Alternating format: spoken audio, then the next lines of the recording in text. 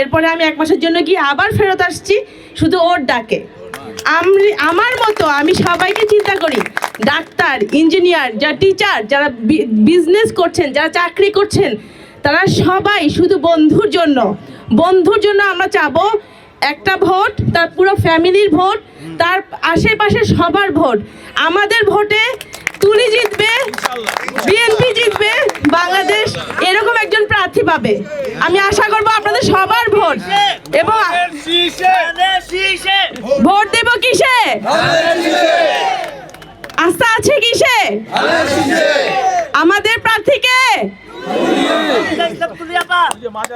ধন্যবাদ সবাইকে।